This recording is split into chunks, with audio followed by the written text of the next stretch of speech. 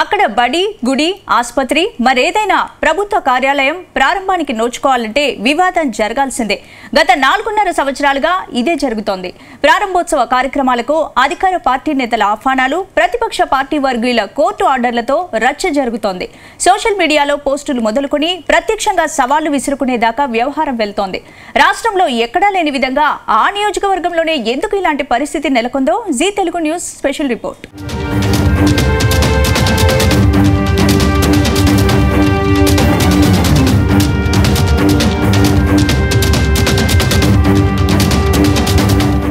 మూడున్నర దశాబ్దాలు నియోజకవర్గాన్ని తమ కనుసైగలతో శాసించిన కుటుంబం ఒకవైపు, ఆ కుటుంబ చర్యలకు ఎదురొడ్డుతూ ప్రస్తుతం పాలకపక్షంలో ఉన్న కుటుంబం మరొక వైపు. ఈ రెండు కుటుంబాల మధ్య నిరంతర ఆధిపత్య పోరుతో ఆ నియోజకవర్గంలో రాజకీయాలు ఎప్పుడూ హాట్ గా ఉంటూ వస్తున్నాయి. గత 4.5 సంవత్సరాలుగా అక్కడ ఏదైనా అభివృద్ధి కార్యక్రమం లేదా ప్రారంభోత్సవం జరగాలంటే దాదాపు వివాదానికి తెరలేవాల్సిందే.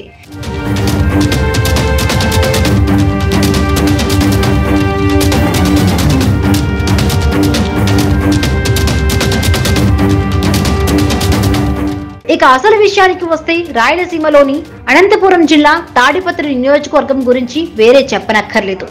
గత కొన్ని సంవత్సరాల క్రితం వరకు ఫ్యాక్షన్ నియోజకవర్గంగా ముద్రపడింది. అయితే ఇటీవల కాలంలో పోలీసుల చర్యలతో ఆ ముద్ర కనుమరుగైంది.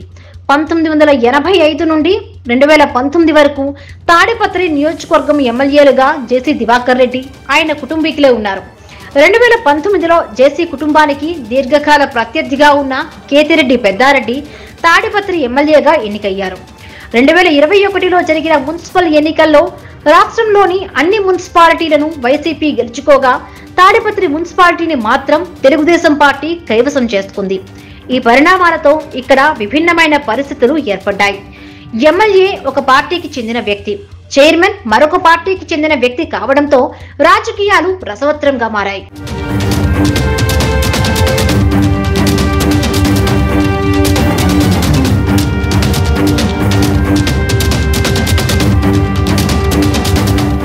దాదాపు 3 దశాబ్దాలకు పైగా అధికారాన్ని అనుభవించి ప్రస్తుతం నియోజకవర్గ స్థాయిలో ప్రతిపక్షంలోనూ మున్సిపాలిటీలో పాలక పక్షంగానూ ఉన్న టీడీపీకి నియోజకవర్గంపై మంచి అవగాహన ఉంది.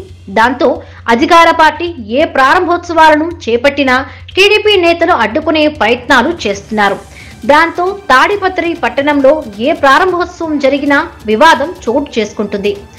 శివాలయం ముందు నంది విగ్రహం ప్రారంభోత్సవం, ప్రభుత్వ పాఠశాల ప్రహరీ గోడ అంశం, అంబేద్కర్ నగర్లోని హాస్పిటల్ నిర్మాణం, ట్రాఫిక్ పోలీస్ స్టేషన్, మోటార్ వాహనాల తనిఖీ యూనిట్ కార్యాలయ ప్రారంభం, ఇలా ప్రతిదీ వివాదాస్పదమవుతూ అధికార యంత్రాంగానికి తలనొప్పిగా మారింది.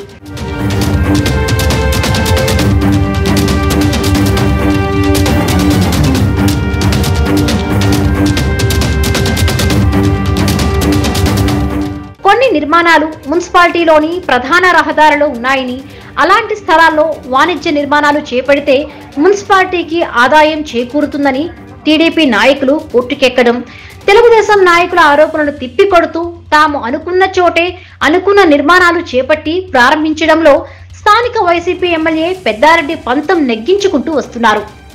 ఈ వ్యవహారం నేతల మధ్య మాట యుద్ధం వరకు వెళుతోంది. మీరేం అభివృద్ధి చేశారంటే మీరేం చేశారంటూ పరస్పరం విమర్శించుకుంటున్నారు.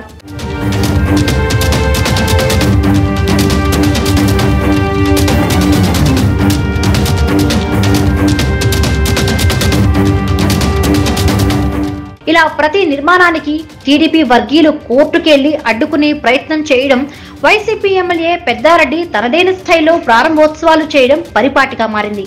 ఇటీవల మోటార్ వాహనాల తనిఖీ యూనిట్ కార్యాలయం ప్రారంభోత్సవం విషయంలో కూడా ఇదే జరిగింది. కార్యాలయ నిర్మాణం అక్రమ స్థలంలో ఉందని, దీనిపై స్టేటస్ కో ఇచ్చినట్లు టీడీపీ వర్గీయులు సోషల్ మీడియాలో వైరల్ చేయగా, స్టేటస్ కో వచ్చిన సర్వే నెంబర్, కార్యాలయ నిర్మాణం ఉన్న సర్వే నెంబర్ వేరువేరని సర్వే చేయించి మరీ ప్రారంభించారు ఎమ్మెల్యే పెద్దారెడ్డి.